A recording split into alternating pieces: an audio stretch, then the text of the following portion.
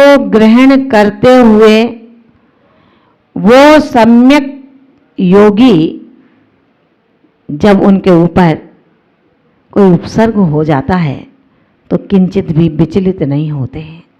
आहार को लेने गए और ऐसे ऐसे धर्म के विध्वंसक मिले जिन्होंने जिस शिला पर आकर के बैठना था उसको अग्नि से इतना तप्तायमान कर दिया जैसे लोहे का लाल लाल गोला हो।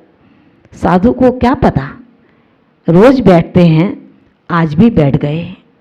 आप विचार कर सकते हैं, मांस जल जल करके टपकने लगा, अंतड़ियां त्राही त्राही करने लगी, शरीर के अंदर से धुआं निकलने लगा। लेकिन धन्य है वे योगी राज जिनके मुंह से एक शब्द न निकला। बाहर धुआं निकल रहा था और अंदर कर्मों का धुआं धूल धूसरित हो रहा था। बाहर चर्म जल रहा था, अंदर कर्म जल रहे थे। याद होगा आपको, राजपुत्र इकलौता है। एक पुत्री का संबंध एक राजा से हुआ था, वो अपने यहाँ पर चली गई। उसकी शादी के बाद एक पुत्र होता है, इकलौता पुत्र, अतुलित बलशाली, सौंदर्य का अनुपम ऐसा रूप जिसे देख करके शायद कोई ऐसा मन होगा जो अपने आप को शांत रख सके। ऐसे पुत्र ने जब उम्र 16 वर्ष की हुई तो माता पिता से कहा कि अब मैं मुनि दीक्षा लूँगा।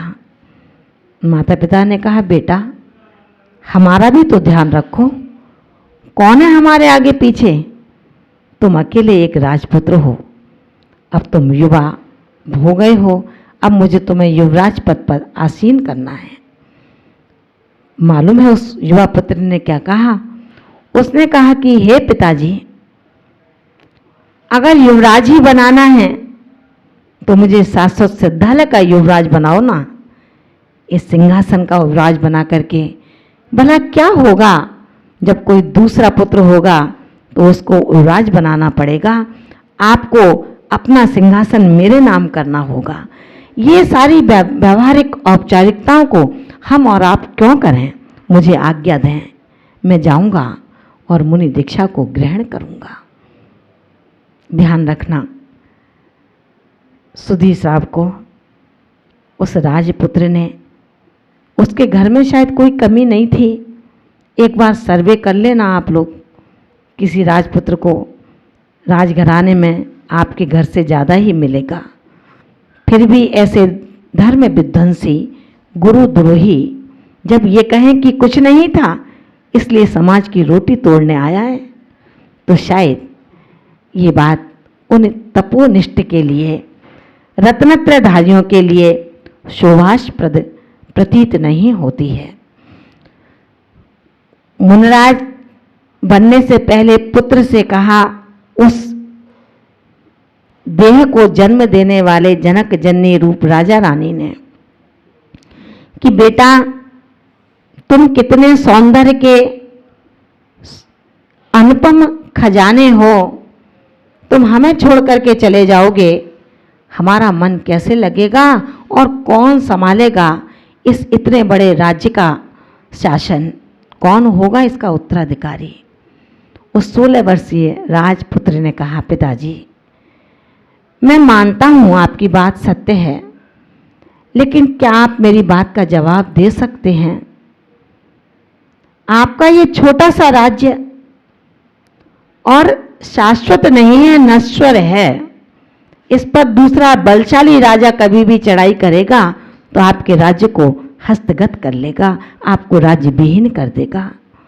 लेकिन जिस राज्य के साम्राज्य के लिए मैं जा रहा हूं, सच पिताजी, उसको कोई हत नहीं कर सकता, नष्ट नहीं कर सकता, उस पर केवल मेरा शासन चलेगा, मेरा अपना राज्य होगा।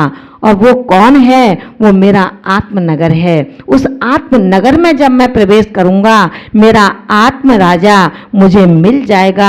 आत्म राजा जब मिल जाएगा, अब मुझे अन्य अन्य राजाओं की कोई जरूरत नहीं है, किसी शरण की जरूरत नहीं है। जब तक मैं अशरण हूं, अनाथ हूं, तब तक चत्तारि शरणम पब्बव जामि, इन 4 की शरणों को ग्रहण करूंगा। महान भावों, राजपुत्र दीक्षा ले लेता है। दीक्षा लेने के बाद विहार करता है। अनायास राजा की रानी ने राजा से कहा कि स्वामी, अपना इकलौता पुत्र है और हम इतने बड़े राज्य के प्रशासक हैं, तो क्या अपने पुत्र के साथ उसकी सुरक्षा के लिए कोई सैन्य बल नहीं दे सकते? राजा ने जब सुना तो पुत्र का राग जागृत हो गया। 500 सैनिक उसकी सुरक्षा के लिए दे दिए। जैन दर्शन कहता है, जब तेरे पिंड का नीर सूख गया तो 500 सैनिक तेरी रक्षा नहीं कर सकते, और जब तेरे पिंड का उदय है तो दुश्मन भी तेरी रक्षा कर देगा। देवता जग जाते हैं और आकर के कीलित कर देते हैं। देवता उठ जाते हैं और सूल से फूल बना देते हैं, सूली से सिंहासन में परिवर्तित कर देते हैं। याद नहीं है? द्वेष विद्वेषवश उस घड़े के अंदर काला नाग था, लेकिन पंच परमेष्टि का स्मरण करके जो ही हाथ डाला, वो नाग भी हार बन गया। ये पाप और पुण्य का एक ऐसा क्रम है, जब पाप का उदय होता है, सोने की असरफियां भी कोयले बन जाते हैं, और जब पुण्य का उदय होता है, तब काला नाग भी हार बन जाता है। 500 सैनिक के साथ पीछे पीछे सैनिक चलते थे, आगे आगे मुनिराज चलते हैं। छोटे से मुनिराज बाल मुनि, लेकिन गजब की तपस्या, गजब की साधना, स्थिरता इतनी कि कभी नीचे से ऊपर दृष्टि नहीं होती थी। ईरापत शुद्धि से जो हमेशा गमन किया करते थे। बिहार क्षेत्र में करते करते एक दिन वो क्षेत्र आया जहाँ पर उसके जन्म से पहले ही उसकी एक सहोदरा का जन्म हुआ। उसकी शादी भी हो गई। वो नहीं जानता था मेरी कोई एक बहन भी है। जब उस मार्ग से निकल रहे थे, उसकी बहन अपने महलों की खिड़की से अनायास उन पर दृष्टि पहुंचती है और उनको स्मरण हो आता है कि मेरे भाई ने भी दीक्षा ले ली है, बिल्कुल मेरे भाई जैसा लगता है। बस राग के अश्रु उन युगल लोचन से टप टप गिरने लगते हैं। जैसे ही गिरते हैं, पास में बैठी हुई दासी ने कहा कि स्वामी, आपकी आंखों से अश्रु की धारा बहने का कारण क्या है? उसने कहा, कुछ नहीं सखी, कोई बात नहीं है। अभी दिगंबर मुनिराज निकल कर के गए हैं, वो मुझे मेरे भाई जैसे लगते हैं। मन में विचार करती है। दासी ने पूछा, दासी से कह दिया कुछ नहीं। दासी ने जाकर के सम्राट को ये कहा कि चलिए, ना जाने क्या बात है। रानी की आंखों में अश्रु की धारा बह रही है। सम्राट आता है, रानी के पास बैठता है, कारण जानता है, तो बस इतना कहती है कि स्वामी, अभी जो मुनिराज गए हैं, वो उनको देख कर के मेरे आंखों में पानी आ गया है। मान भावो, दुष्ट दुष्ट होता है और उदार उदार होता है। सम्राट था, अपनी शक्ति का उसने परिचय दिया। आज उसके अंदर शक्ति थी, ताकत थी। उसने अपने अनुचरों से कहा कि जाओ, जो अभी मुनि गए हैं उनकी खाल उतार करके ले आओ। सेवक तो सेवक होता है, राजा की आज्ञा का पालन करना उसका धर्म है। 16-17 वर्ष का एक छोटा साधु, उम्र से जरूर छोटा है लेकिन साधना से शायद वो बहुत बड़ा होगा। मुनि दीक्षा कोई बच्चों का खेल नहीं है। आर्य का दीक्षा कोई बच्चे के गुड्डे गुड़ियों का खेल नहीं होता। ये 80 धारा पर चलने के समान होता है। हम ऐसे यतियों की, ऐसे साधिकाओं की कभी भी उपहास के पात्र न बने। हम उनके लिए कुछ न कर सकते हों तो कोई बात नहीं है, लेकिन कभी उनका तिरस्कार न करें। आचार्य भगवान कहते हैं वो मोक्ष मार्गी ना भोजन के लिए याचना करते हैं, ना स्वाद के लिए आपकी रसोई में जाकर के दृष्टि डालते हैं, और ना ही इच्छा रखते हैं कि कोई सोने चांदी पहने वाली सेठानी हो उससे आहार ग्रहण करो या अपने मित्र से ग्रहण करूं। कोई भी आ जाए, कैसा भी आ जाए, चाहे सेठानी हो और चाहे सेठ के यहाँ पर नौकरानी हो, कोई लेना देना नहीं है। सिर्फ उनको अपने इस क्षुधा समन के लिए जैसा मिलेगा वैसा ग्रहण करके अपनी सतत संयम की साधना को बढ़ाना होता है। जैसे ही राजा ने आज्ञा दी, उनके सेवक जाते हैं। धन्य है वो मुनिराज, बिहार करके गए थे। 500 जो सेवक उनके साथ में सम्राट ने भेजे थे, उन्होंने विचार किया ये तो मुनिराज के बहन का राज्य है, उनके पति राजा हैं, इसमें उनकी सुरक्षा की क्या जरूरत है, यहाँ तो सबको पता है। तो 500 सैनिक अपने मनोरंजन हेतु जंगल में निकल जाते हैं। उनको क्या पता था, जैसे ही ध्यानस्थ खड़े मुनिराज की खाल उतारना शुरू करते हैं अनुचर, मुनिराज उपसर्ग मान करके भीतर चले जाते हैं।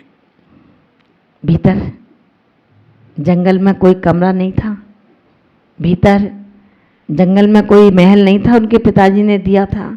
भीतर आत्मा के भीतर, परिणामों से भीतर, भावों से भीतर भीतर भीतर चले जाते हैं और इधर खाल उतरती चली जाती है। जैसे ही रानी के पास जाते हैं, रानी से कहते हैं कि चिंता मत करना, उस नंगे की मैंने वो दशा करवा दी है कि अब तुझे कभी रोना नहीं आएगा। रानी ने कहा क्या किया स्वामी आपने, आपको पता नहीं है वो कोई और नहीं है, वो तो आपका रिश्ते में साला लगता है। जमीन पैरों तले खिसक जाती है। दौड़ाते हैं कि रोको, उनकी खाल नहीं उतारनी। इधर जब सेवक आते हैं, उनको मुनिराज नहीं मिलते। उन्होंने कहा कहाँ गए, खोजने जाते हैं। जाते जाते महलों में पहुंच जाते हैं कि महाराज दिगंबर तपोधन जो आपके साले लगते थे वो आए थे, वो कहाँ हैं।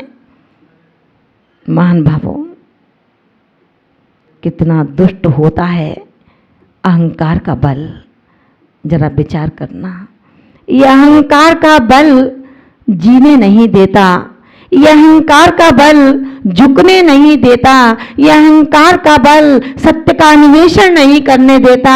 धन्य है वो अहंकारी जो मोक्ष मार्गियों के लिए भी अपने प्रज्ञा चक्षुओं का कभी उद्घाटन नहीं करते हैं।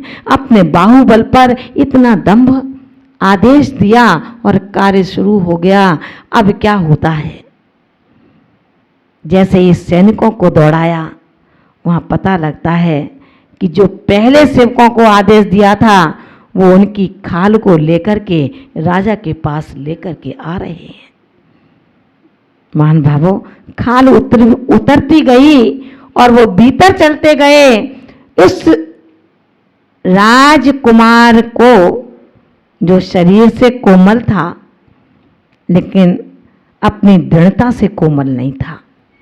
हम शरीर से कोमल भी हैं और भावों से भी कोमल हैं।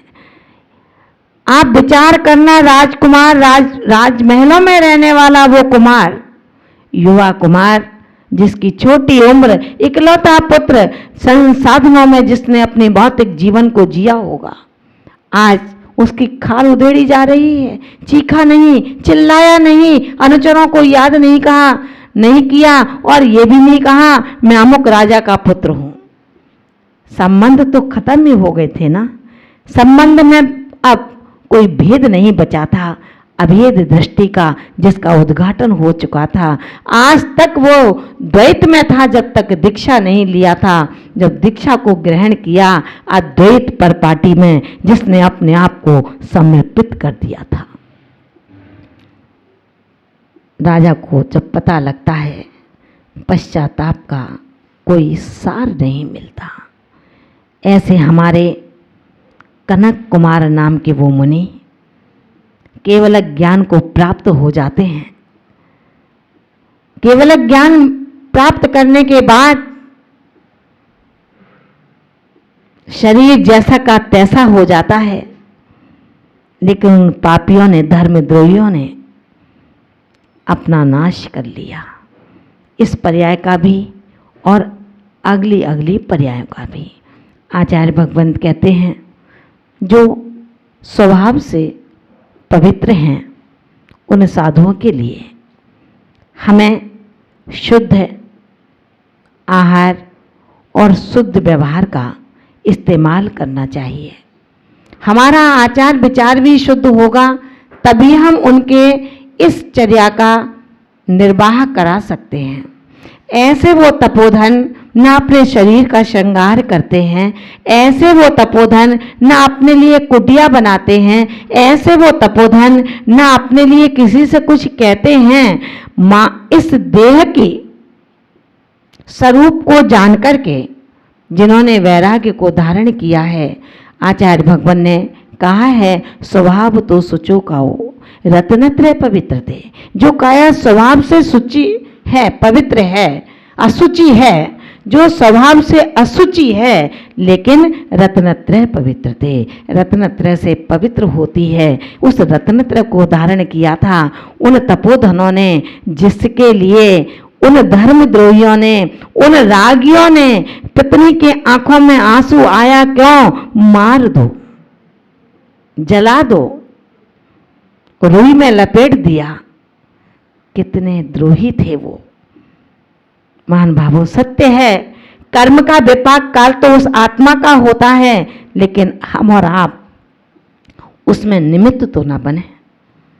उनका उदय जैसे आएगा वो जाने, उनका काम जाने, लेकिन हमको उसमें निमित्त ना बनना पड़े, इस तरह का विचार हम करें। ये मुनिराज तो हम सबके लिए परम उपकारी हैं, परम बैरागी हैं, भीतर जाते हैं और भीतर रह जाते हैं। महान भावों, इसी संदर्भ में आचार्य भगवान ने हमें बता दिया कि कैसे होते हैं वो तपोधन जिन्होंने अपने तपस्या के माध्यम से अपने आप को मोक्ष मार्ग के युक्त बनाया है। आइए इसी के साथ में इस मुनिचर्या के लिए कितनी प्रकार की उनकी चर्या हो सकती है।